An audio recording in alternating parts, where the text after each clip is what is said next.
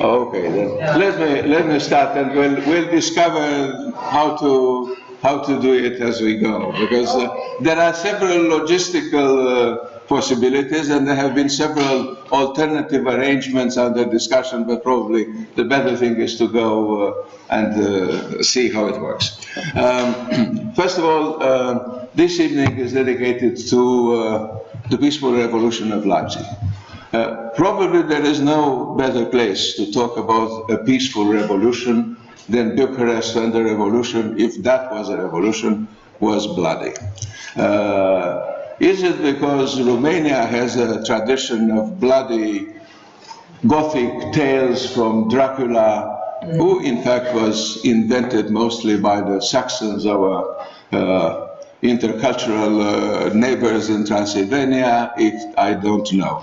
But it's also that in the streets of Bucharest and the streets of Timișoara before that, and in the streets of a few other cities, people were killed during the events of 1989.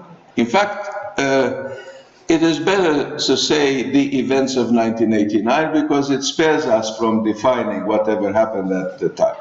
The same trick, which is not trivial, was used to define the events of the 23rd of August 1944, when Romania, as some of us still remember, switched camps from fighting alongside Germany against the Soviets, and they did it the other way around.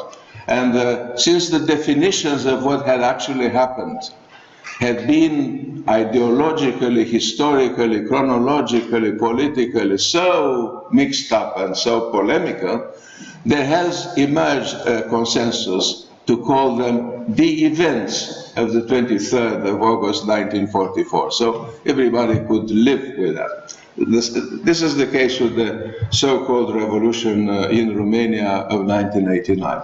According to various criteria, there was a revolution. Some things were staged as a revolution. Actually, maybe the first postmodern revolution, since it was instantly broadcast around the world and created a kind of postmodernist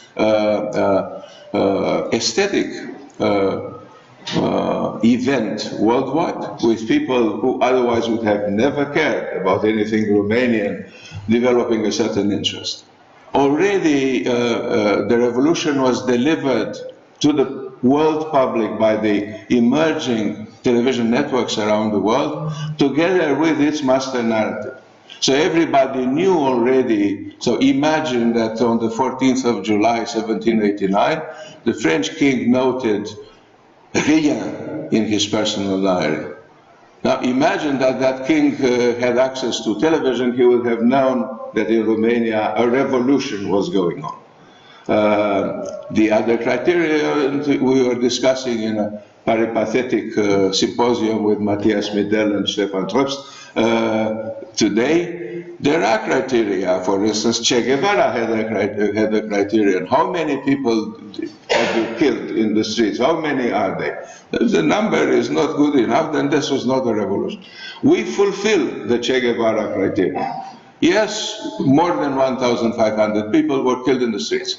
But the circumstances of their death, how people who are genuinely, enthusiastically, spontaneously ready to sacrifice their lives, because at some point in the development of these events, it emerged that you were risking your life.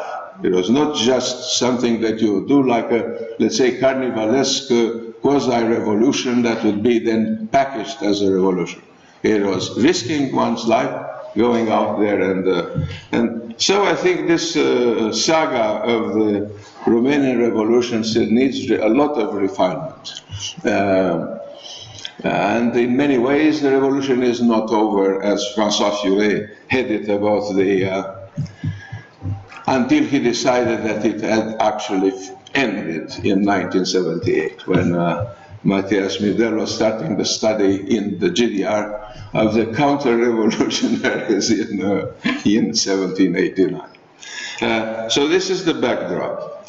To us in Romania, and to me personally, the events in Germany were absolutely flabbergasting, because they seemed to fulfill the expectations we had, some of us, in the summer of 1980 with the rise of the Solidarity in Poland. Feelings that then were completely deflated by the catastrophe of the martial law. And now we felt that already the incidents at the various borders and the fact that some of the GDR citizens could get the hell out of there via various other brotherly socialist republics, that developed the feeling that maybe this is it. So the news about Leipzig reached us through foreign media, of course, Radio Free Europe in Romanian, Voice of America, and every other foreign station. This indeed had a very, I can witness to that, a very heavy effect on the imagination of the population here. We thought, and maybe, I don't know, maybe people thought that we can have it that easily, too. There was a hope that actually we could overthrow this government somehow, maybe not that peacefully, but perhaps not in that absolutely bloody way we had it here. There were discussions about that, I remember them. There was the enigma of the non-intervention of the Soviet army. There were all kinds of questions we had at the time, and that, and I can tell you that during that revolution, whatever the events in Romania, we were saying, but had it not been better to have a Soviet army on, the Soviet troops left Romania in 1958. And he said, wouldn't it have been better to have at least some of the Soviets here to prevent the second echelon of the Communist Party and of the secret services to orchestrate, broadcast, and execute this televised revolution. Now, we have this discussion concludes a marathon week marking the cultural presence of Leipzig in Bucharest. This is a presence that through the street of Lipscan, everybody, even without too much initiation, is aware of. We know that there is such a place as Lipska, Leipzig. We know that there is such a thing. Maybe the fine print is missing, but we know about you. There was another connection which was not enough mentioned, and I would like to mention it as a historian of ideas, the extremely close connection between intellectuals in Romania and the University of Leipzig. This was the case with intellectuals from all over the place in Southeastern Europe, but I just mentioned the presence of a very significant contingent of Romanian students, roughly from the 1880s up to the 1930s, in all the fields of research, sometimes with extraordinary results, coming even at the top of their classes at the various faculties. Not always with the best intentions and not always in the best fields, but such was the state of the university at the time. For instance, in eugenics and biopolitics and medical, there were extraordinary results. But so were results in anthropogeography, in the whole discussion about national identities, in philosophy, in economics. So fields that otherwise were fundamental. And this is a legacy that you Germans should be proud of from Leipzig or not, because despite the legend that we are totally Francophile and only obsessed with the French, there has been such a very serious impact of intellectual Germany on, for better and for worse, but that is a matter for a separate discussion. Now, so this, we have the survivors of this large contingent led by the mayor of Leipzig, and we have them here with us. And they will be introduced to you as we go. I think logistically this was the best possibility. You have in the brochure all the presentations, the brief presentations of the speakers, so I will not get into them.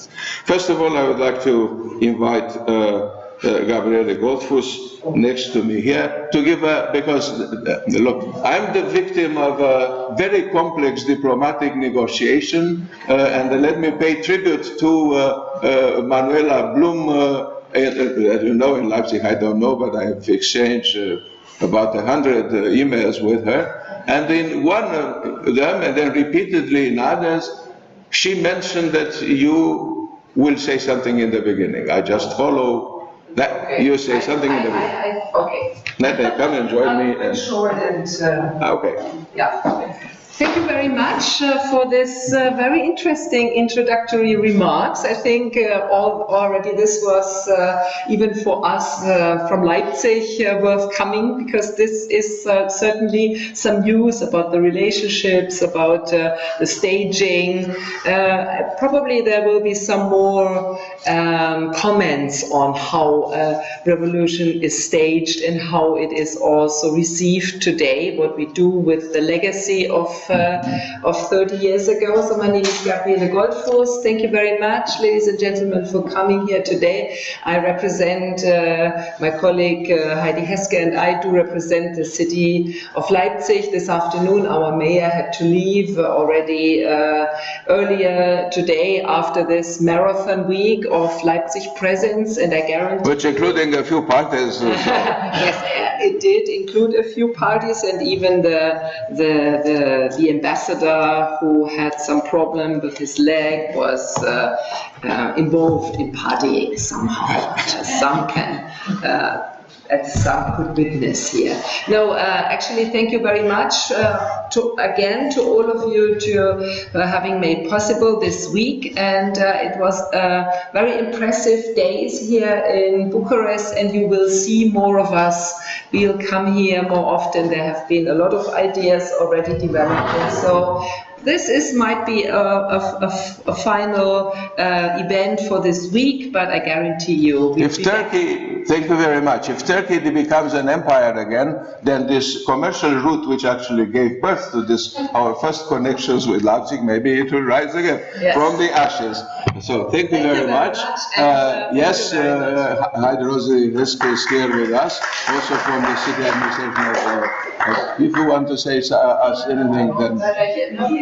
maybe the episode. Then I will be... I really want to make it really short because you already went straight to the subject. My name is Kain, I'm the deputy head of the German embassy, and for me personally it was an amazing week. We had, as mentioned, we had not only parties, there were concerts. Concerts, receptions, networking events, conferences, lectures. So it was really packed with information. It was packed with networking, with information, with joy. And I think this is a very nice conclusion of this week. So I'm really looking forward to this discussion. And I think I remember at that time when the wall came down, I was not in Berlin. I was in Bonn. I was studying law at that time, and so we all know where we were at that time when this happened, but I think for me it's always very exciting to hear contemporary witnesses, statements of civil rights activists like Mr. Kalman. That's why actually I think this is a great conclusion for this week. And I thank you all for coming, and I'm really looking forward to hear what you have to say. Okay. So thank you very much. I mentioned at an earlier meeting that due to the fact that most Germans, if not all, we know one that doesn't, who speak excellent English, they fell prey to this ability of speaking foreign languages, and we do everything in English that everybody understands. That's a pity. We couldn't do this with the French, of course, so, or with the Spanish, we would have to, but that's, that's tough. If you learn languages, that's where you end up with nobody speaking German, or willing to speak German.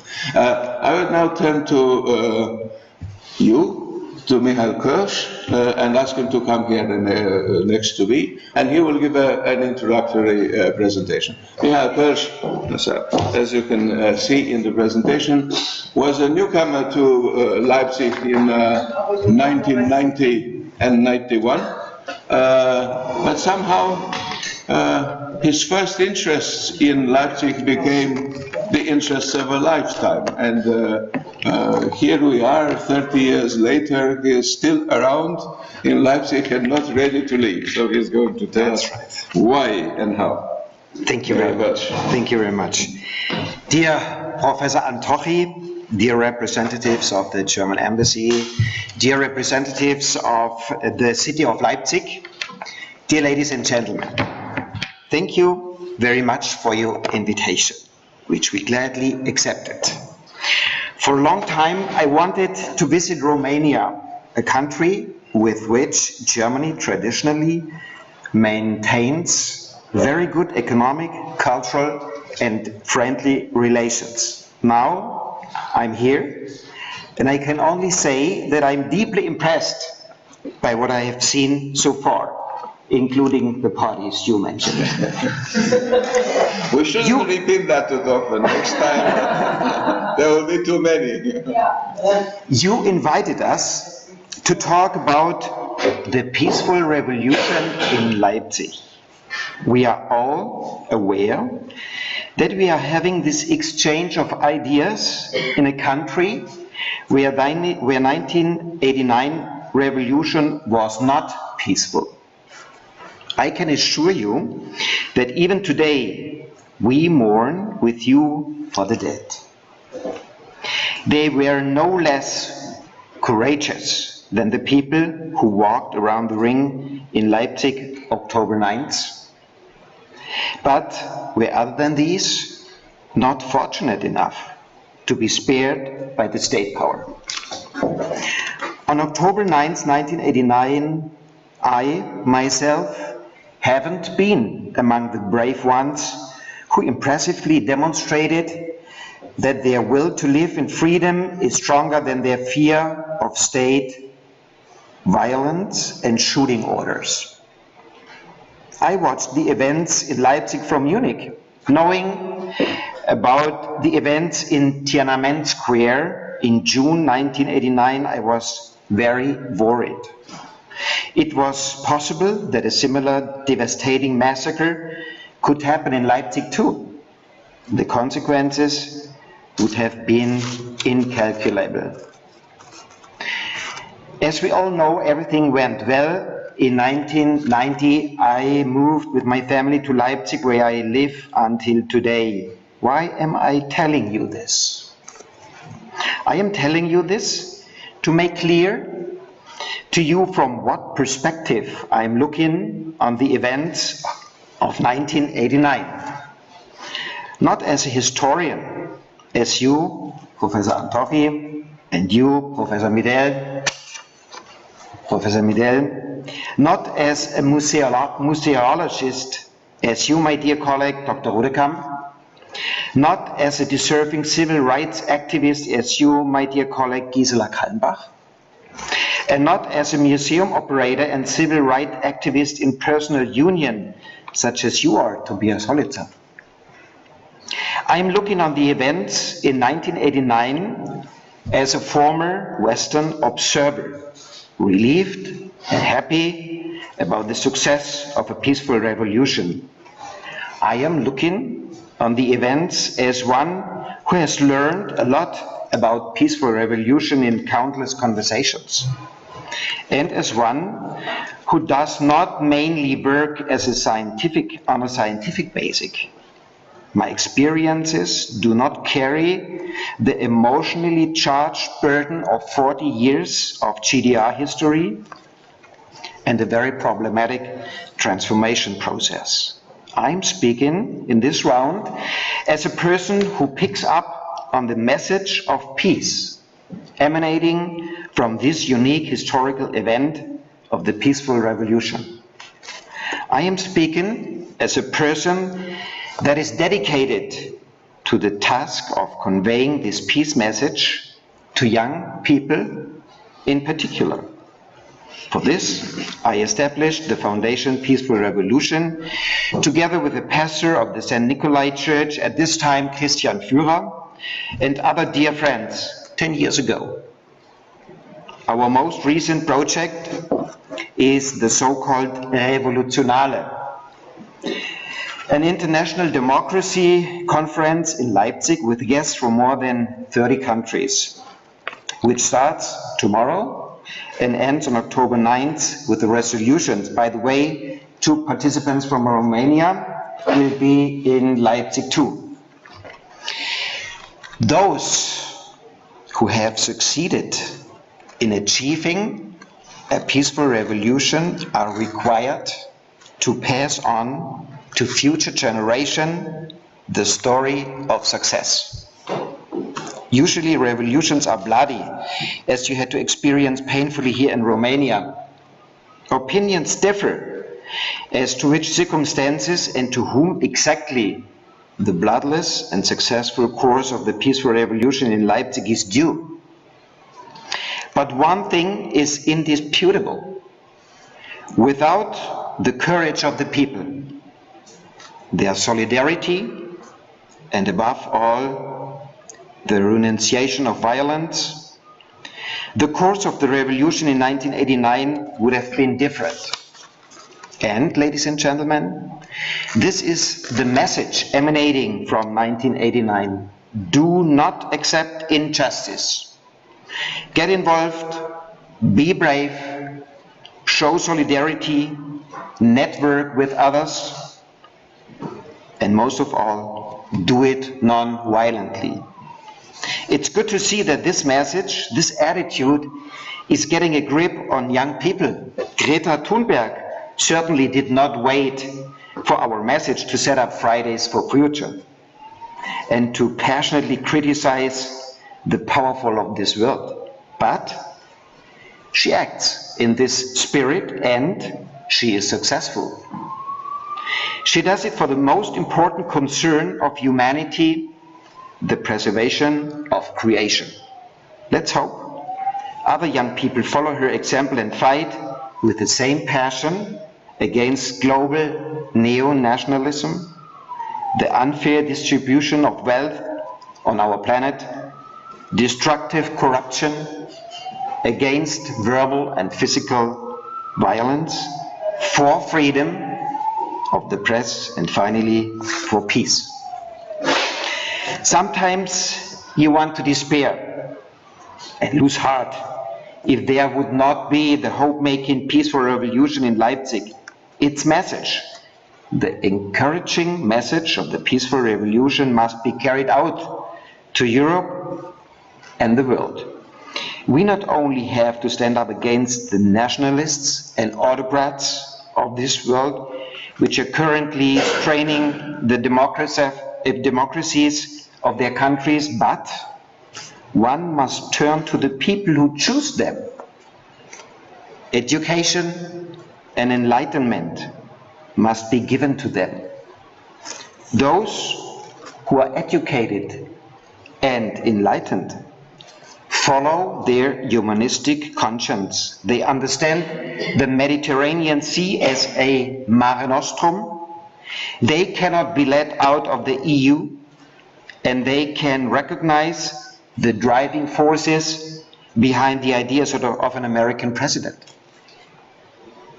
Speaking of education and enlightenment, ladies and gentlemen, today's conference is part of a series of events titled Ideas in the Agora. Agora is known to be the place on which democracy was lived in antiquity. It focused especially on the education and enlightenment of its citizens. Citizens were randomly selected for a limited period of time to deal with the major problems of the state. They passed far-reaching, binding resolutions, or at least recommendations. After a year, they were replaced. They were not corruptible in such a short time. They did not seek for power. They focused on the issues and not on the next election. Maybe this model this is a model that should be considered again. Maybe it's an idea in the Agora, one that should be negotiated by proclaiming the peace message of the peaceful revolution in Germany, Europe, and in the world. Thank you. Thank you. Thank you very much. Yes. Such events, you know, in historical theory, the event is something that's singled out from, in fact, a continuum of processes that, seen in the long run, are not events or are non-events, are states of mind, are changes in the atmosphere, in the social imaginary, and so forth. So there is a way of looking at history as if events did not exist at all, as they were an abstraction, a way of looking, putting the lens on something specific and trying to understand the flow of time, the transformations that take place at all times in every direction, in every way, sometimes in conflicting directions, and making sense of that by proclaiming the existence of a certain event, which in a way encapsulates the meaning of all the other processes in a certain moment. But indeed, there is something that goes beyond whatever happened in Leipzig or in Bucharest or in Timișoara at that particular time. And it belongs to this continuum of transformations. Yes, it would be good to have the police reinstated. The trouble is that we will have to really make a good reenactment. We would have to proclaim that about at least half of the population would be slaves. And that's because, unfortunately, in the beautiful polis of ancient Greece, that was the price to pay. Anyhow, so not everyone was happy in the polis, but at least in the Agora, they were. Slaves are admitted in the Agora. They could actually speak out their mind, some of them. Let's move a little bit to the actors of that revolution. In a process which we do not know very well from the outside, it's not really known outside of Germany. There was a kind of, because we see the proclamation of the GDR and the symmetrical transformation also 70 years ago of the Federal Republic, Bundesrepublik, as, yes, as events, as something that marked a cut, an absolute cut between the before and the after. And in fact, this was not so. That frontier, it remained almost porous even with the wall erected, but before the wall was erected, this frontier between the two Germanies was a lot more porous. There were people going in both directions. Some were looking for their ideal, not many, there was not a massive, do not imagine the people, or we don't imagine people are traveling freely. But there are those, especially in the beginning of this process, which are had to choose between the two.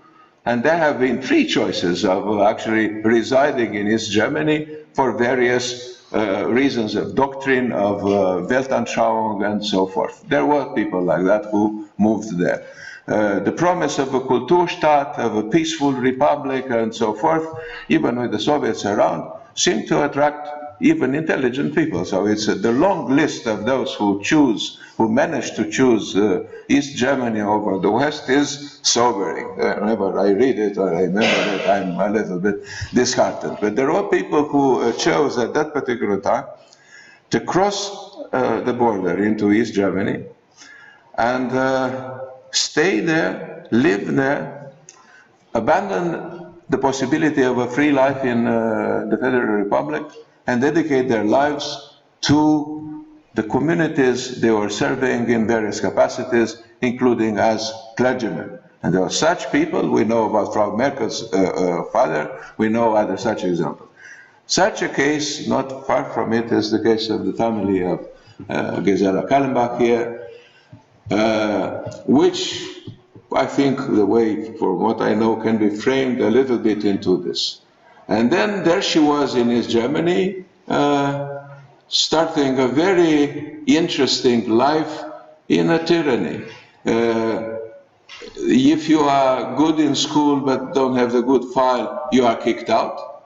In East Germany, the country of culture and democracy, of people's democracy, this was done. She had to go through school in evening classes in distance education from age 16, when she was sent to, as we call it in the field of work, as it was said, in Câmpul Muncii. So not to be a parasite. And so I'd like to invite her here and have her. Then she didn't know at the time that she was meant to have an extraordinary biography, an extraordinary career internationally. But tell me how this was when you were 16 and you just started it, before we get to the revolution. As I think your life is exemplary for all that, and maybe we can get there. Yes, please. And please allow me to sit down. Yeah, please sit down, yes. Because, you know, I'm feeling better, but not really well. And, but I really like to be here tonight. And I also have prepared something, because I thought it might be easier to stick to time and, okay, anyway. Okay, you do it as you wish. By the way, just to give a remark to this movement from one part to the other part or so, on private issue, it was simply impossible to visit Western Germany without any permission. We know that. I had my grandmother living in Western Germany, and in '61, for example, I was not allowed to visit her. And so it was, yeah, not that easy. Okay, so as I prepared also something, I will do this now, and I really ask for your understanding if I'm not that agile or powerful as my Leipzig colleagues know me, because tonight it's not that easy, unfortunately. My God, going for a few days to Bucharest and stay at the hotel, it was not intended. Well, if we turn back our mind about 30 or even more than 50 years, we easily become aware how much we had in common. Romania and GDR both were part of the Eastern Bloc, the economical Comecon system, Soviet-occupied states. Officially, we were related in friendship, even with the great Soviet Union. In praxis, we became brothers. And you all know you can't choose brothers, but friends. This is the first indication of illness within the socialist system, the huge gap between theory and praxis. As far we got informed at GDR, mostly through West German media, there were slightly differences between Romania and GDR. Romania tried during the 60s in some way to be more liberal in foreign relations, strictly accompanied by internal centralization of power with secret police Securitate. And totally different to our peaceful revolution, the Romanian state tried to prevent citizen engagement by forceful repression and shootings. I remember very well how we tried to share our thoughts and feelings by commemoration prayers in Leipzig in December '89. And by the way, Laszlo Tokes, for those who don't know this exactly, he is an activist as Timișoara. Yes. He was very dedicated to the revolution in Romania. In many ways, he was the person around whom the revolution was ignited in Timișoara. He was a clergyman there, and then he was placed on assigned residence, and then out of this, that developed the local dynamics in which not only Hungarians were involved, but also Romanians immediately. And this is the spark that ignited the popular revolt. And he was a good colleague of mine at the European Parliament. When you were members of the European Parliament. We both were joining the same group. And he has changed, I have to tell you. He has changed, and I don't know what's the impact of, but at this time we were closely together, especially in tabling resolutions on the European conscience and totalitarianism. Yes, yes. So that it reminds me to him. Yes. A Protestant international. We had many things in common. Yes. We missed in Romania and Giglio, we missed freedom and basic human rights. We lived under repression and suffered security surveillance, and we had to live with a high degree of environmental pollution. This was an even situation in all East European countries, which finally caused my civic engagement. Pollution was easily to notice with your sense organ. You could see the dirty river and dying forests or smell the sulfur content of the air. The official answer to all complaints was economy first. Okay, in practice, what's the difference of nowadays? All data regarding environmental facts were considered as for eyes only, state secrets. Any official discussion was strictly forbidden and could cause severe consequences at work, schools, or universities. What a luck that we have had the churches, mainly Lutheran, who did enjoy a certain degree of independence and autonomy. They could decide what is going to happen under their roofs. So they gave room for groups to assemble, to discuss and to inform about questions regarding environmental issues, peace and justice. Not all of them were linked to religion, but united in urgent issues of their daily life, which caused suffering. Those groups tried their best to research facts and figures, to share this knowledge with other groups, to fight for implementing existing laws, and even to publish those results. This was not really easy because it was always state-controlled and dangerous, because we also were aware that there are informal collaborators present. So it was, in some way to find a proper way not to be imprisoned, but to go ahead. All such activities were only possible within churches and their estates. Besides workshops and discussions, the weekly peace prayers were a meaningful tool to inform and to encourage people to become engaged. These peace prayers, existing in Leipzig since 1982, as a result of protest of young people against the new worldwide armament. You might remember American missiles and Russian SS-20 rockets.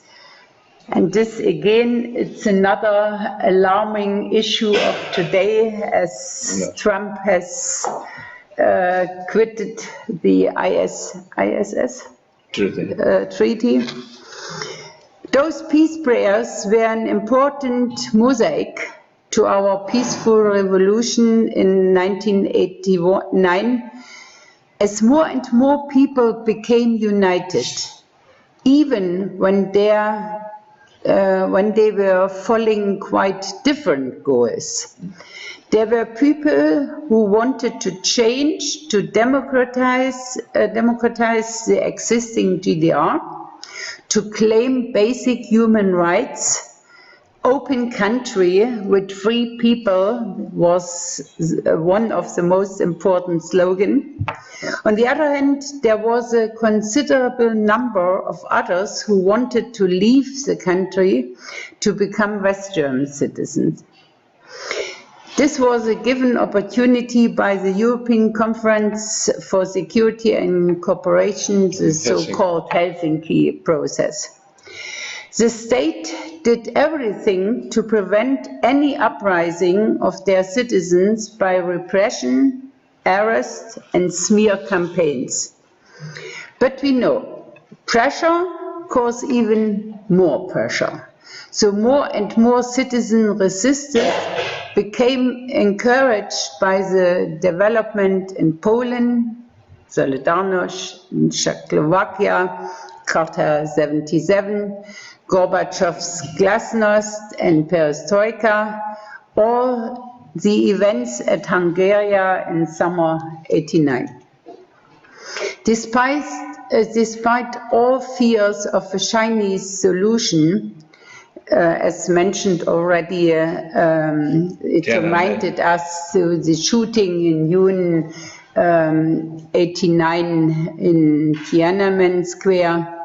Finally, more than 70,000 people showed up on our streets on the 9th of October 1989. A tremendous breakthrough on our way to freedom and human rights. You all know what was going to happen afterwards. A majority of citizens voted for a fast unification with West Germany, without a real glance what does de facto means. Numberless people lost their jobs without new perspectives. Others, like me, got totally new chances. Another indication where all East European countries share experiences, well knowing that GDR had a very strong partner on its side from the very beginning. It is totally different to all other East or Central European countries. Globalization with free movement of money, goods, services, and partly people is influencing, as I feel, without sufficient political regulation, the economic, environmental development. We are facing worldwide climate change, an alarming reduction of species, pollution of oceans. We face an increasing number of refugees and so on. We did not at all manage to save the future for next generations. 30 years after, we are facing a more and more split society. Too many people are looking to blame politicians, transnational companies, or whomever. Sometimes they just forget their own role within our societies. Therefore, I'm pledging for talks and discussions, for remembering what has happened about 30 years ago, and to analyze which values and efforts, which citizen engagement is worth to be revitalized. Change do not happen from spectators' perspective. But this might be also a subject of our discussion of today. Yes, absolutely. So, thank you very much. I agree. Thank you very much. Mrs. Kallenbach went with the same message to Kosovo as under the auspices of the United Nations, had the worst of the crisis as an international mayor, trying to, negotiate with everybody on the ground and then bring something of the peaceful spirit of Leipzig in a place where this was quite difficult to introduce, to implement. To us, but unfortunately, I didn't really succeed after 15 or 20 years later. Yes. Look at the region of former Yugoslavia. It's still in turmoil. These still, things do not change over time, cannot be single-handedly. These are long-term processes without solution that cannot be overturned so easily by someone, no matter how dedicated or how gifted.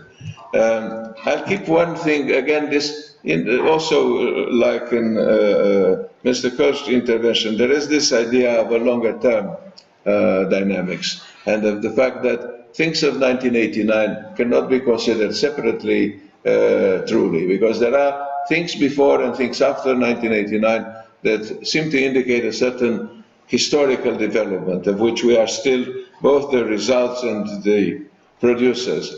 One thing was to us in Romania as mysterious as the peaceful revolution in Leipzig, namely the very active participation of the church in civil society, in Poland first, where the Catholic Church was playing such a pivotal role in the coagulation of a certain movement of the civil society, and then in what I thought was a more liberal and open-ended way in Germany, where not a centralized church like the Catholic Church was operating, but rather a number of persons who decided somehow to get engaged.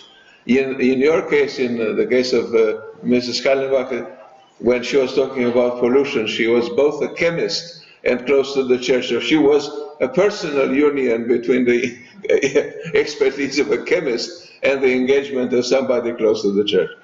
That to us was missing. In Romania, the church was not involved. Okay, but you can't speak about the church. Absolutely. Because it was also at Germany or East Germany very differently. Yes. And it always depends on the people. Also on the pastors and the head of the churches. And there were congregation and communities where the pastor simply took the responsibility and said, yes, I'm allowing that you meet in my church. Others didn't. Look at Leipzig, the St. Thomas Church, which is the most important church because Bach was conducting there, and they did not open their doors for groups and people to meet. The St. Nikolai Church, the Reformed Church, and also there were Catholic congregations where also people could meet and had places where they could discuss. It is very, very different. It was more fragmented, more individual ways. In this sense, this Turkish Laszlo was actually in this kind of the same spirit. He and his congregation had started already in another town in Oradea to congregate and discuss and debate, and then he was moved to Timișoara, and this is where things happened. In Poland, there was a lot of an extraordinary attempt by the Catholic Church to actually build a parallel society or a parallel system which was complete with parallel clandestine printing presses and publishing houses and flying universities. So they were more, thorough in the sense of This made them also, in the same time, more vulnerable because you could target the leaders of this relatively well-organized system. Once again, none of these things are happening in Romania. The Orthodox Church of Romania was not opposing the regime in any way. They had done, clergymen belonging to this majority church had done their share in the 1940s, 50s. They had been crushed by the authorities, and the church actually was not a challenge to the, I wouldn't say on the contrary, but anyhow, somewhere in between, the church was not posing a threat and this was also not, there is also some kind of, I'm not going into this, a kind of theological difference that they are, the Orthodox Church is a lot more excited about your afterlife, about your salvation. So whatever you do look to Russia, is less of a concern. We are better, this church is better, which is also nominally my own church. Yes, okay then, thank you very much. At least the official church, they start talks with the Giglio government. Yes. And they tried also to protect people who were not following the official way, like to become member of the youth group pioneers of like Free Germany. Like yourself, who never wanted to be a good pioneer. Yeah, I myself, I was a pioneer, but not my children. Yes. So, because it's also a process, as you mentioned, because we are not born as heroes and to fight from the very beginning. It's usually a way you go through a process you follow, and until you become aware what you want. Yes, it is a process. Once again, it is a process. So, thank you very much. I would like to, now you can stay here if you want, because towards the end we'll have I want to keep you here for the final round, and Mr. Kölsch will join us here. I will now go to Mr. Tobias Holitzer, who will be assisted in his presentation. He will speak German.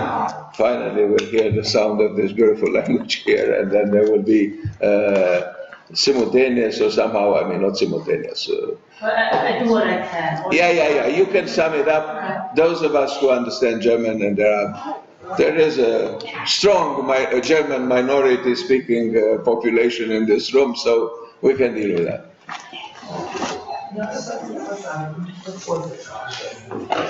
Ja, aber die müssen beide, die müssen kommen her, ne? Ja, vielleicht. Oder, ja, das wäre es. Ein Teil. Bitte schön. I'll tell you what, in the late 1980s, this gentleman here, in Leipzig, at around 17, thought that things are not going well, and somehow he got involved very early on in civic resistance activity, and here he is. He survived that thing. It wasn't so popular, I think, for somebody 17 to start fighting in what appeared to be mostly a losing battle. 17. Bitte schön, Herr Hansen.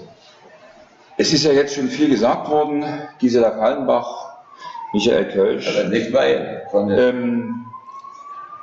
ich habe gestern bei der Ausstellungseröffnung ja nochmal sehr deutlich darauf hingewiesen, wie wichtig es mir auch aus heutiger Sicht nochmal ist, auch in Vorbereitung auf diesen Besuch hier in Rumänien, klarzumachen, wie intensiv wir aus Leipzig heraus die Entwicklungen im Dezember 89 in Temeswar und Bukarest wahrgenommen haben, auch sehr emotional wahrgenommen haben, weil uns da in einer sehr dichten Form deutlich geworden ist, was uns hätte im Oktober 89 passieren können. No, I could start. So, yes. So, It is one important fact that Mr. Holitzer would like to point out, that in December of '89, the people in Leipzig actually realized what huge luck they actually had, that their revolution was peaceful in contrast to the revolution here in Timișoara and in Romania.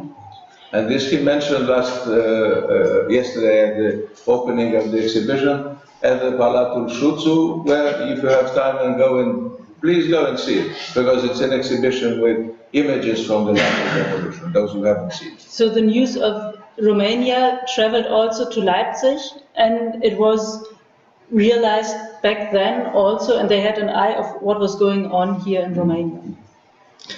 Und wenn man sich vorstellt, dass es war ja quasi in den Weihnachtsfeiertagen, dass allein in Leipzig am 23. Dezember, einen Tag vor Heiligabend, ca. 10.000 Menschen in Leipzig zu einer Solidaritätskundgebung für Rumänien auf die Straße gegangen sind. Also nichts, da gab es keine Bananen, um das mal zu sagen, da gab es nichts für sich selber zu erreichen, sondern es war einfach dieses Gefühl, da passiert etwas, was irgendwie auch was mit uns zu tun hat. Und dieses Gefühl würde ich mir wünschen ein Stück weit, wenn es gelingen würde, in unserer Arbeit, sage ich mal, auch wieder zu aktivieren, gegenseitig Verständnis und ja, Solidarität ist vielleicht zu viel gesagt, aber noch zumindest Verständnis füreinander. So 2 days before Christmas, back then, about 10,000 people in Leipzig went to the streets to show compassion and solidarity for the people in Romania. And Mr. Holitzer very much wishes that this feeling of compassion, of being united with other people suffering at other parts in Europe or other parts of the world, that this feeling can be transported to our days. So it is also the gratuity of this gratuitousness, this selfless compassion and sympathy that we express, because he joked that there are no bananas, to be had on that particular day in Leipzig. And bananas were much appreciated in Leipzig as well. I have to tell you one thing. On my first visit to East Germany in February 1990, I was traveling from Romania, which was already theoretically a democracy now, and back in time to Berlin, February 1990. And on television in the evening in Parliament, they were debating about the future fate of the GDR, and they were talking about the possibility of becoming, uniting with Germany was very seldom mentioned. The most important, most important debates are about which exact type of socialism they would build. And I realized this was in the news, it was not a fiction, it was not a feature film that I was watching. Normal people, deputies were debating the variety of communism that they would build in East Germany. And yes, and bananas were brought over from the other side. Vielleicht noch einen zweiten Gedanken. Wofür machen wir das? Wofür erinnern wir? Ist es nur historisch oder geht es natürlich auch um die Lösung aktueller Probleme, Umgang mit unserer jetzigen Situation, auch mit der Zukunft? Und da denke ich, ist es ganz wichtig, dass wir von einer möglichst klaren und realistischen Darstellung dessen, was 1989 auch passiert ist, ausgehend schauen, was sind die Dinge, die auf diesem Hintergrund sozusagen uns für heute und auch für die Zukunft helfen können. Wenn wir die Ereignisse von 89 quasi als einen historischen Steinbruch verwenden, um es mal etwas zugespitzt ins Gegenteil zu verdrehen, dann laufen wir, glaube ich, auch Gefahr, in eine Beliebigkeit zu gehen und damit auch wieder in eine Unglaubwürdigkeit. Da müssen wir, denke ich, jedenfalls sehr aufpassen, dass wir auch wirklich nur die Dinge mit 89 in Bezug bringen, die wirklich dort auch zu verorten sind. Und da ist, glaube ich, aber genügend dabei, was uns, wie wir heute auch schon gehört haben, weiterbringen kann. So, why are we remembering the time of 89? It is to have a clear picture what had have happened then, and that we are aware not to take only parts which are not just for some, so it's not an intellectual exercise basically, but it is to see clear for today and for the future, what can we learn from the lessons from the past, and to how can we go further with this knowledge we have accumulated from that time. Therefore, it is important to have an open view on the past and not to take only bits and use them today. I agree. Das was? Also, aber Sie beiden, ja, Mentors, ja, gut. Now, I would like to go back to a kind of historical, thank you, and I would invite Volker Rodekamp, who was here yesterday for a discussion of museums. He has been for 23 years the director of the Historical Museum in Leipzig, and then in this capacity he was also very active, one would say even hyperactive, nationally and internationally as a thinker or a rethinker of museums, in museology as a field, and then in the practicalities of how to do a better historical museum. Now he has a longer perspective because he's dealing with the extraordinary monument of the Battle of Nations next to Leipzig. It's a much bigger Marașești mausoleum. I say this for the Romanians. Go to Marașești and see the mausoleum, and then imagine something a lot bigger, and that is the event. So, please, Dr. Rodekamp, join us here. So. Yeah. Yes, I try to reflect on some ideas in my mind. First of all, I want to say I'm a convinced European. This is the starting point of all my reflection on history. Yes, that's a good idea. So, next idea is, I'm born in the western part of Germany in the year of 53, so I grew up in a very different society. And I look back into the 50s or in the 60s and 70s, the eastern part of Germany was not on our roadmap. We forgot it. We forgot it. We were not really informed, and we were not really educated. But candles for Christmas. They were lit up. They would lit up candles. Yes. Yes. It was the official message. Put candles. So if I tell to you, it's in a black and white way. Otherwise, we should discuss very seriously. More ironic. Seriously, in so different emotional things. That's true. For sure, we knew that there was an eastern part. For sure, we knew that the Russians were there. For sure, we lost a part of our identity. That's for sure. But this is not what I want to tell you, because I tell it to you that you can understand in what way I'm thinking. Because I'm not only a professional in museums affairs, I'm a human being. And I want to explain to you from where I come from. And when I was a young man, when I went to school, the DDR was not on our roadmap, not on mine, and not on the roadmap of my friends. We knew that there was a DDR when we crossed the border to visit our friends in West Berlin.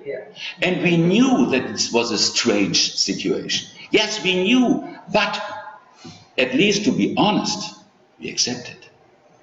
It was a strange result of the Second World War and the dividing of the whole world into two parts, the Western and the Eastern. And we learned that the Western part was the fine part, and the Eastern was the bad part. The devils. Not the devil, but it was a strange situation. But we had to live with this strange situation. And it was a strange situation in our minds too. And I give you one idea. I was an exchange student in Canada with 25 years old. And I worked there in the city of Vancouver, and my boss left Germany. He left Rostock. He left Stettin with his family in 45 and went to Canada, went out of this bloody Germany, and he became Canadian. And Rather than Polish. And he said to me, boy, I'm born in Stettin. My name is Fred Bresler, but now I'm a Canadian, and we speak English. Did you understand that? I said, yes, sir. Yes, sir. So, and he told me, how can you live with your family and friends in this divided part of Germany where Russian tanks are only 100 kilometers east of you?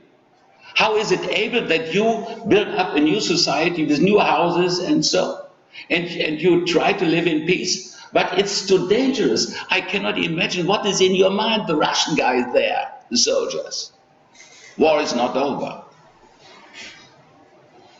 I came back and I thought, oh, this is a crazy man from west coast of Canada. Exactly. So, but for us, the situation for me, as a boy grown up in western part, the DDR was strange and became stranger for us. We had our friends in France and England. We went there every year. But to be honest, I've never been in the DDR until January 1990. So, and what happened? When I was looking on TV what's happening in the year of 89 in Leipzig and in Berlin, this was strange for us. We couldn't believe it. And everybody, I said, they will wipe it out. They will restore the old system. The communists wouldn't give up. Look at China to Peking. We couldn't believe it, what happened there. But you know the result. And then for us it was a feeling, so I'm speaking of my feeling. It was, I became step by step. Not all of a sudden, but step by step. And it was a process. We were speaking about processes. I could open up my mind. I went in January to the existing DDR, but it was already different. And I went there and I opened up my mind. And so I changed my mind. Because I come back to my time as a student, and so my teachers, they gave up the perspective of a history of the Germans. But because this history of the Germans was so bloody and so bad that we started our reflection in school with the foundation or with the beginning of the history of the Federal Republic of Germany. Our identity started in the year of 49. We wouldn't, until now, I don't want to have something to do with these disgusting men, powerful men in their, uniforms and something. I met at the border from the DDR. And then it was the year of 94, 95, I decided to go east. And this was not really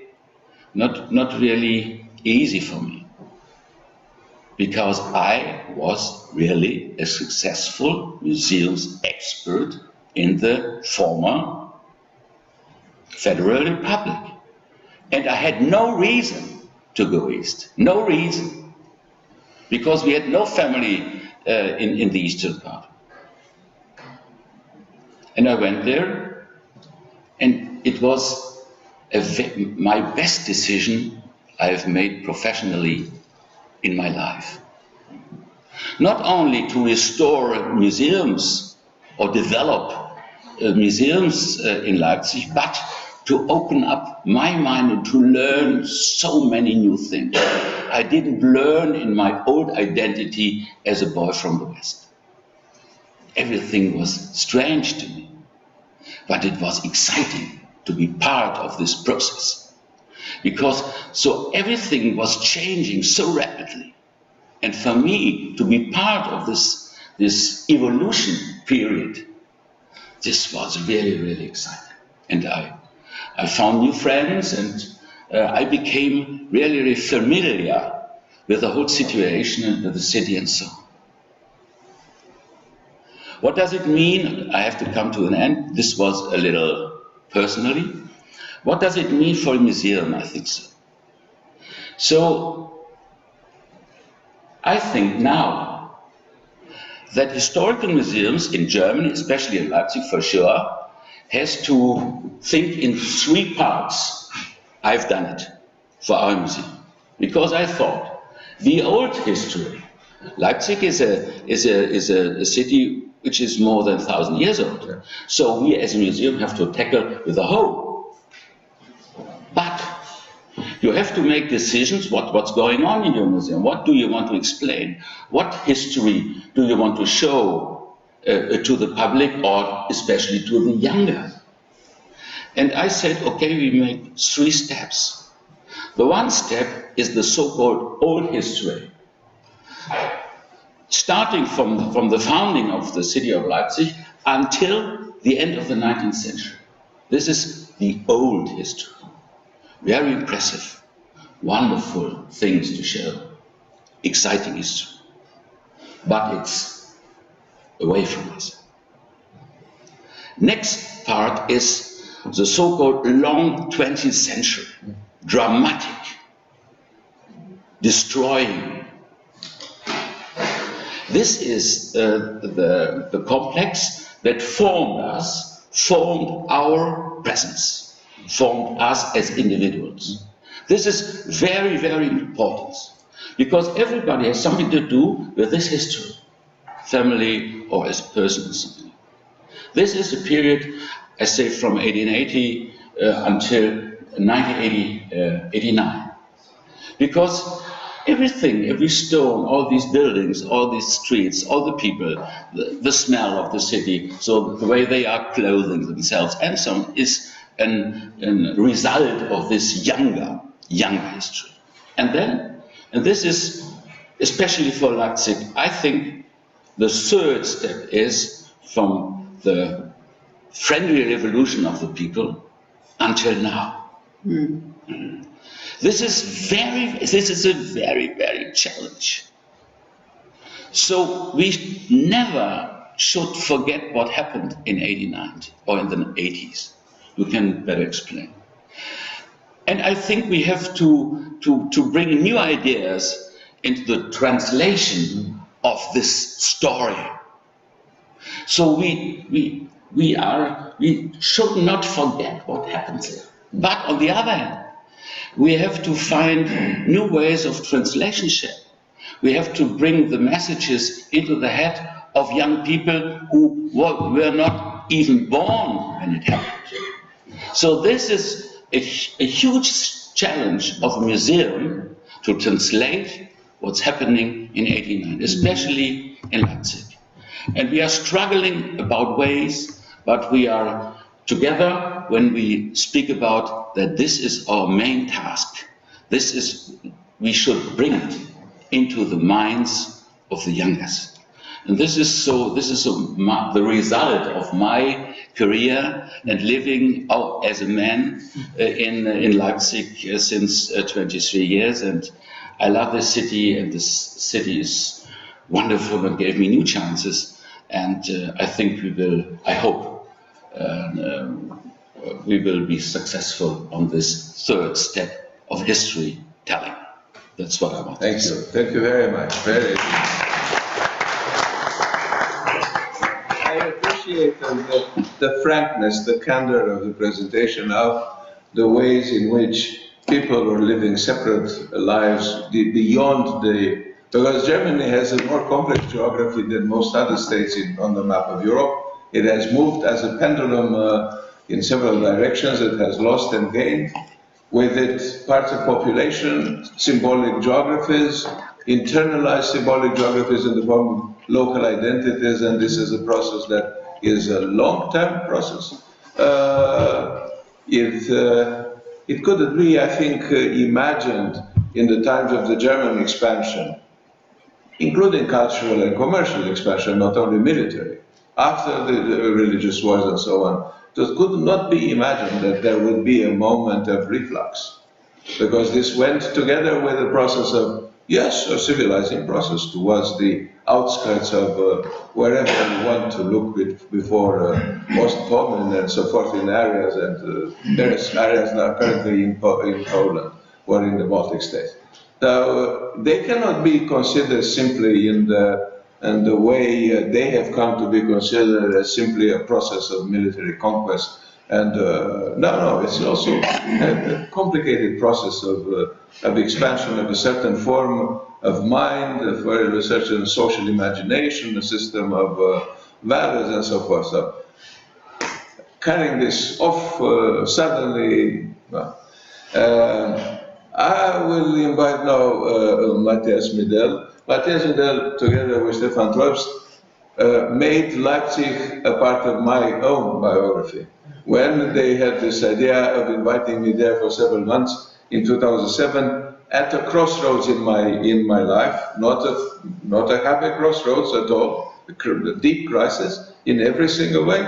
And then they brought me out there to Leipzig, and with a very good diet of work, of Bach, of other things that we cannot express in public, because they are not educational. No, I mean, the conversations were free, and then and the drinks are not, they were free for me, not for them. We developed a sense of and this is how I came to see the places of but not as a visitor that, goes for 3 hours and has to catch the next plane or train, but really living there and seeing for myself, knowing people, survivors of the peaceful revolution. Talking to the administrator at the guest house of the university was absolutely educational, because he had his vision of these transformations. So Matthias Miller, come, and he is one of those German historians who have expanded the horizon of historical studies in the sense of concentrated further on the global framework in which we all have to think or rethink our particular histories, national histories, and so forth. So, Matthias, he was busy working on his dissertation in Leipzig, working on the counter-revolutionaries in the French Revolution of 1789. I co-edited with a mentor of mine in Romania a volume on in 1989, which was called La Révolution Française et les Roumains. So I was working on the same, thinking of a possible. So 1789 somehow had for us a kind of meta-historical promise. So give us your thoughts, Matthias, on this. I mean, you guide me here into a very delicate situation, because there is a famous saying that there is a tension between the contemporaries and those working in the memory business on the one hand, and historians on the other hand. So I hope I will not shock you too much with a rather distant and analytical view on these things. I mean, only to add that, of course, these are the actors of the revolution. I was only one of these foot soldiers demonstrating. But very necessary. Yeah, I know. You need always foot soldiers following. We will come to that problem. Because when I came here last night, I read on Frankfurter Allgemeine, which is a rather conservative daily in Germany, that as a summary of the 3rd October issue, national holiday in Germany, that there is a well-established narrative about the peaceful revolution, and we have heard it here as well. And unfortunately, the majority of the Germans don't believe it. So obviously there is a tension between those speaking of a revolution, celebrating it, selling it, marketing it as one of our export articles. You should do it in peaceful ways as well. Yes. Unfortunately, you were not civilized enough for that, but anyway. The bloody revolution, wait a minute, the bloody revolution has a potential, however, a commercial potential. Yeah. They usually do not, never mention us when they do it, you see. They don't think we have had the idea first, and they just kill each other without mentioning the priorities here. But yes. No, but on the other hand, you have a lot of people who speak in rather neutral or even negative terms of die Wende, etc. So that's the puzzle we have to deal with. The change, which is the equivalent of our events, events. Yeah, it's a very neutral term that means upside down, and it's not very clear if you sympathize with the results or not by using this term. So why is that so? I have, of course, no final answer to that, but I would invite for discussion rather, what are the reasons for that? And this brings me back, little detour to 1789. 1789 was the mother of the modern understanding of revolutions. So the term came up. And in the early 19th century, there is the emergence of this romantic view of revolution. Revolution has to be wonderful, liberal, and it has to end in something the people wished. And of course, this was not the case with the French Revolution. The French Revolution raised a lot of dynamics, a lot of people were not satisfied with, both the conservatives, liberals, democratic forces. And then you have in the mid-19th century a discussion about how shall we interpret that. And one central term came out of that debate, and this is heroic illusion. The heroic illusion is the central element to start a revolution. Heroic illusion means that it mobilizes people, therefore heroic, and it is an illusion because people meet on a platform under the understanding that they all share the same interest. And you gave wonderful moments of that shared interest. Ecological reasons, democracy, anti-totalitarian consensus, etc. So that is exactly what happened in early 1789 and what happened in spring, summer 1989. Yes. The difference, however, is that this revolution and your narratives ended somewhere in early 1990. While the French Revolution went a little bit longer onwards. So the French Revolution at the time, to destroy that heroic illusion and to make everyone aware that there was only a temporary shared common interest, and then you have very different economic, social, political, cultural interests. A historical footnote I would make here. In fact, the 14th of July, 1790, is the moment when they were staging the shared La Fête de la Concorde and all this.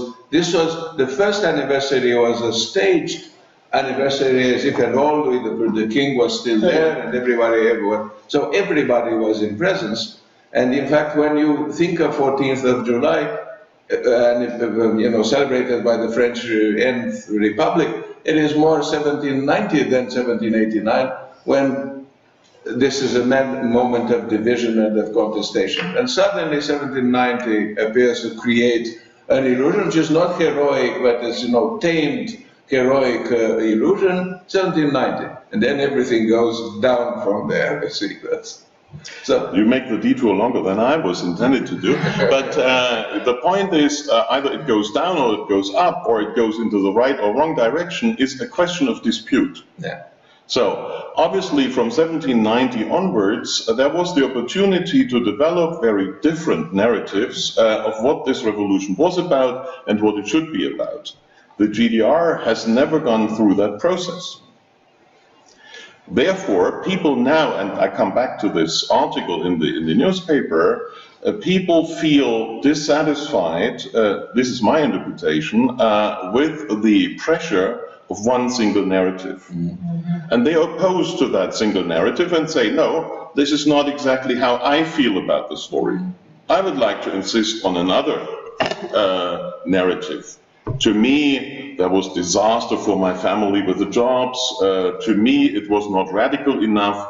Think of that famous saying, what we were intended to have was justice, and what we got was the state of law. Yeah, so this was a Jacobin approach to say we should go for a more radical solution.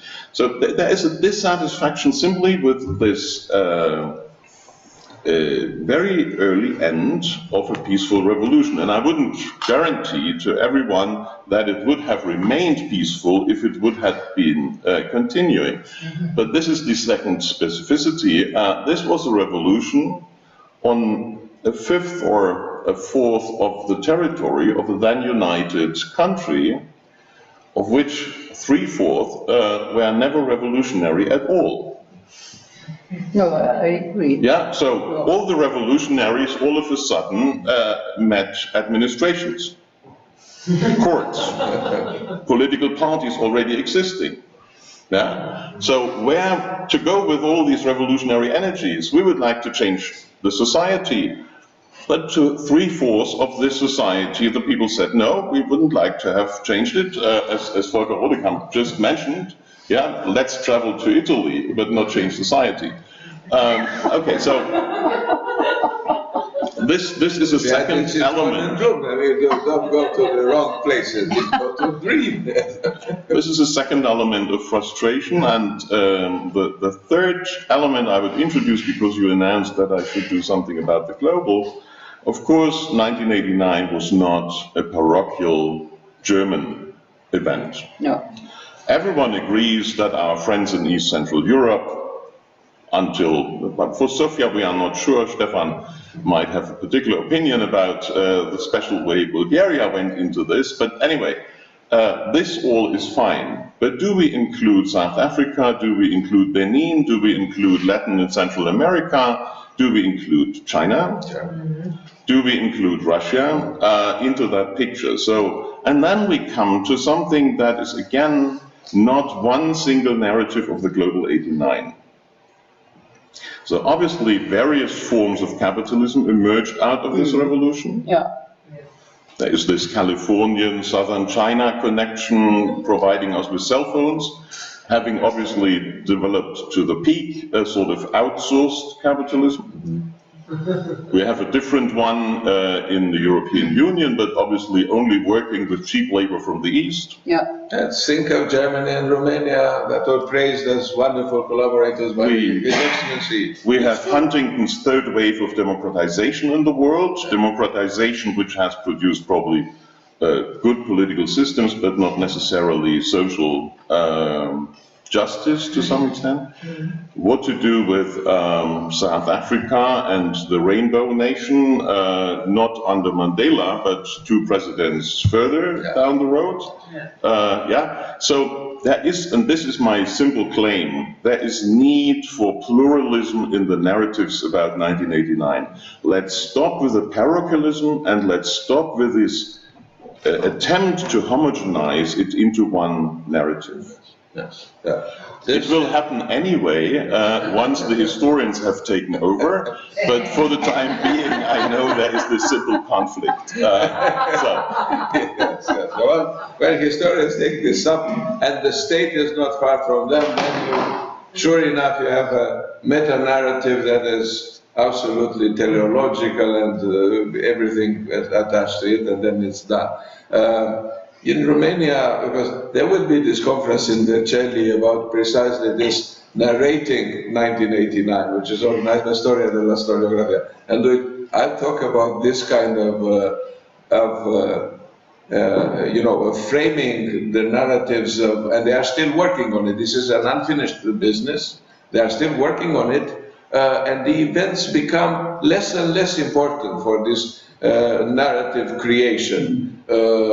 Some elements are, of course, taken up, and used, recycled, changed, re-symbolized, defined, and so forth, and placed into a different structure that changes their meaning completely. And especially in situations that, like the mysterious peacefulness of the revolution in Leipzig, the mysterious bloodshed of how should I say, the presence of everybody with their cameras at hand to make sure that entering the Central Committee is immortalized and broadcast internationally. There was such a lucrative business in the days immediately after the revolution, in Timișoara first and then in Bucharest, with everybody working at television networks and especially modern radios, acquiring for very good money original footage of the thing from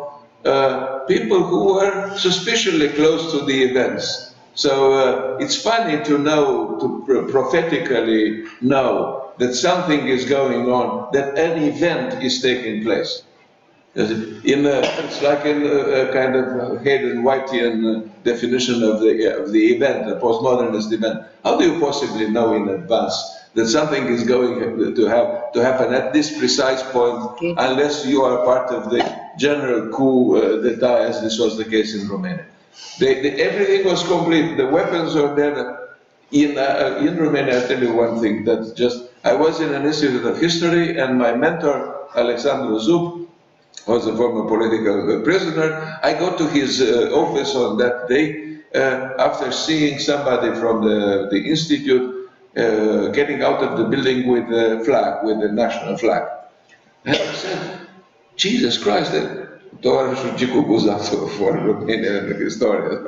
So then somebody who became a big shot nationalist historian, close to the Secret Service anyhow. So he was just jumping out of the building with the flag.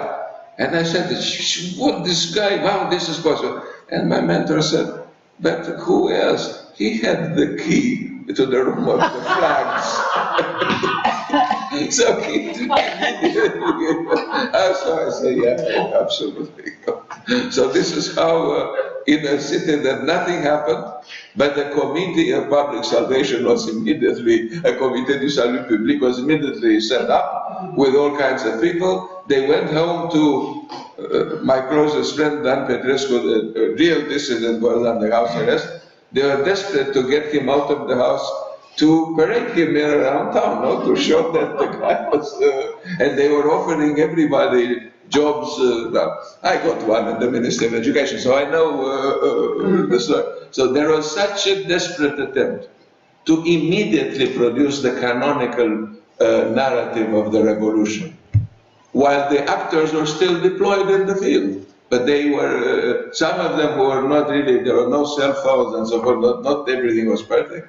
So they had to be told what exactly had happened, it just happened. And then everybody knew that this was a revolution. So already the next day, media around the world knew better than us. Whatever happened had happened in Romania. May I comment a little bit on... Forget it. I think neither me or Tobias or whom else being actively involved in our changes would ever say that 100% of the GDR citizens wanted these changes. And because even if we have had 300,000 people at Leipzig on the streets, we were at this time a city of 600,000, and maybe 100,000 came from the countryside and from other parts to demonstrate at Leipzig. But, and second point, I think, yes, many people have had illusions because they thought the West German TV, with his advertisement, describes the way of life they, to make them happier. Now what they need is colorful, nice products, and then they are happy people. But for me, it's one decisive point. The 18th of March, 1990. And you won't believe how I felt at this day. It was simply causing pain. Because the majority of people simply in a free democratic election, they decided, yes, we want to become West Germans. We want to have the money, we want to have this life which was shown at the TVs. And that's why I mentioned this also in my statement. I think we missed to discuss the personal involvement in our society, what we are causing. It's the same when we are today claiming about environmental protection or other issues. It's our point. We can change this as a consumer if we want. And so far, yes, too many people have had illusions. I think no one could really be aware in 1990. What does it mean if the Iron Curtain was demolished? During the time of Iron Curtain, East and West were competitive societies. And it changed also the system in the West, because each system wanted to prove that they serve better for their citizens. And now, as I also mentioned it, money, goods and services could freely operate wherever. And unfortunately, not really political controlled or put in rules. And this is a huge problem which is now attacking people in East and West. So this is... Can I only try to avoid a misunderstanding? This was the sense of my introductory remark. I'm not saying that your narrative has any mistake or is wrong in whatever sense. The point is there is a narrative. The point is this is a narrative that is an offer to people, and I take this message from the newspaper saying there are people who feel not represented by that narrative. That is an analytical distance. I'm not offering an alternative story here.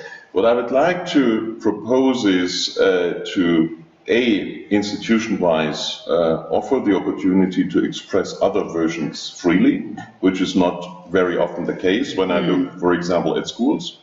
Second, to repoliticize these alternatives, because there is a question of have we missed an opportunity to discuss the future of our country? I agree. And what are our priorities? And if we have an open discussion which is politicized, then everyone can agree to the solution someone proposes. And what we have currently in Germany, and this was particularly strong around the 3rd of October now, is a media-sized discourse that proposes one version only. And then we have a problem with a very large group, I wouldn't say a majority, but with a large group in society who feel not represented. And here we have political puzzle. What do we do with these populists, or however we call them? And they say farewell to a society which is based on the consensus of the narratives that exist. And this is, of course, hard for us to accept and hard for us to deal with, because we believe so much in these narratives. But there's a strategic trap in which we are going, and that was the only point I was intended to address. Yes, I agree. And there is another thing that I would like to add. The point is this. There is a temptation to evade from this frontal, confrontation with the meta-narrative or the master narrative, and the first temptation is to break it into a plurality of micro-histories, of smaller narratives, ego-histoire, and so forth, with the illusion that this way you can somehow dilute the tension between within the master narrative and deal forever with this plurality. This is not a long-term solution, because somehow societies tend to, at personal level, being happily ever after with smaller narratives, they are trying to coalesce, and usually through a process of, not really friendly negotiation, a kind of meta-narrative that is going to, now, probably we are witnessing the beginning of that. And in many ways this is healthy for societies to start, after a moment of a period of breaking down meta-narratives into a myriad of ego-histoire, a moment of rearrangement and a moment of negotiation sometimes can be very difficult under the new circumstances. Many things have changed in the world since 1989. So we discussed this under completely different circumstances, and beyond the continuities there are all these. But I think I would like to bring us to a close. Call Mr. Kölsch here next to Matthias Midel. Stefan, one last time. Do you want to come here and say something now? If you want, you do it now. But come here. Come here. Take this very central seat. Just one sentence. That doesn't matter. In my capacity as a subscriber to Frankfurter Allgemeine, in June this year, this daily newspaper started something like 50 installment discussion. Who was responsible for the peaceful revolution in GDR in 1989? The first article was by Detlef Pollack. At that time was at Karl Marx University in Leipzig. But Faculty of Theology. Yes, but And now at fall of Münster. 1989, he had a fellowship at a Swiss institution of higher education, and immediately came up, how come? The genes and So his argument sort of was evaluated by creating suspicion. How come a young assistant of Karl Marx University got a fellowship in Switzerland? And that, like a wet thread, then went through the whole discussion of some 40 to 50 installments. Hopefully, then soon it will be published as a book. Last week there was a discussion at the Zeitgeschichtliche Forum with him and Sascha Kowalczyk and one of the actors, Katrin Mahler-Walter. But he has a very strange philosophy. Sorry, I just would like to mention something. Actually, I like this idea of the micro stories because you can much better relate to them. I'd like to give an example because you see in the late 70s, 80s, although my current profession doesn't really reflect that, I was very active in the punk and new wave in the West. Yeah? So I have a good friend in the apartment building that I live in Berlin West, who actually was a member of the punk new wave movement in the GDR. He is from Leipzig. And there were very interesting stories. He's around my age. He's just turned 60. And he told me about the oppression. Because, you know, the punks, Yes. so-called punks in West Germany, okay, anarchy. But anarchy was in the UK. We were free. We could do whatever we want. We went to Düsseldorf and saw the Toten Hosen and whatever. It was fun. It was a fun anarchy. Yeah. In East Germany, it was a real social revolution. Yes. These people, they wanted to change. They wanted freedom for art, and so I remember a story he told me in Leipzig that actually I was involved in a crowdfunding for a book on this movement in the GDR. So I know a little bit about it. I'm not an expert, but he told me a story that illustrated that very well. There was a punk concert that actually got the permission to happen in Leipzig by a band. I think the name was Untitled, Anger Attack. So everything was set up. The audience was there, and you also could see the people with the trench coats with the fake grey bands that you knew that were from Stasi. Yes. So first song was Leipzig in Flames. They started 2 minutes, shut off, you know, because energy off, equipment confiscated, people arrested, 5 minutes. The concert lasted. That's good enough. That was the reality that they had to face. And actually, for me, as somebody who's involved or was involved in that music scene, this is something that illustrates the oppression and how much that changed afterwards very much. And that's why I like the micro stories. And of course, I can appreciate very much the analysis you gave, but I think these are temporary witnesses that I actually like to listen to and hear their stories. He was actually then kicked out. His wife spent some time in jail, and they both actually left the GDR in I think about 86 or 87. And he's now working already for more than 20 years in the Federal Archive in Bundesarchiv in Berlin. He had to cease his university studies that he was supposed to do in the GDI. He didn't want to take it up again, so he continued there as a librarian. And he's happy. And his wife, they got divorced. She emigrated to the US because she wanted the full freedom. Well, just as a... Yes, okay, we never mentioned this kind of countercultural dimension of the thirst or the search for freedom, which existed. We lived through it. I'm older, so the punk was too late for me to join, but in any case, we remember the same kind of radical countercultural feeling that people in Eastern Europe had whenever listening to what was countercultural in Western Europe, in the United States, but of course in our case was taken in absolutely different ways. I would say I have this notion of a hyper-aesthetic take on something that was originally political.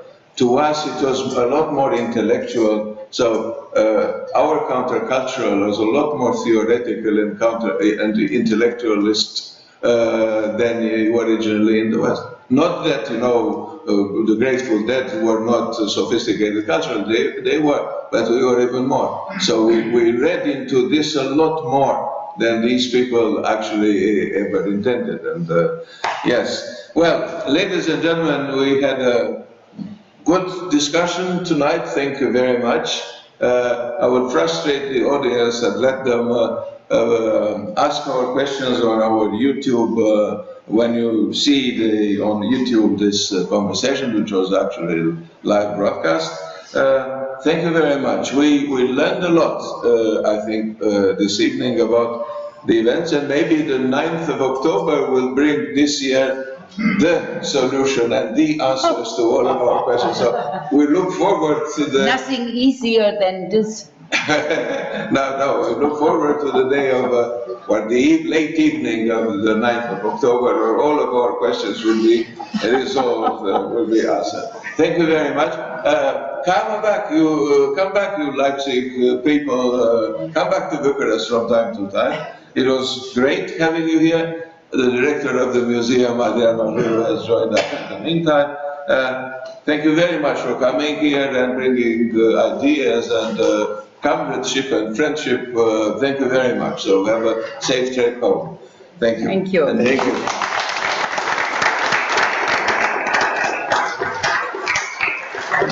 So there's no friendship without gifts, so there's just a little token, and there's actually also some, you can discuss this next time because there is some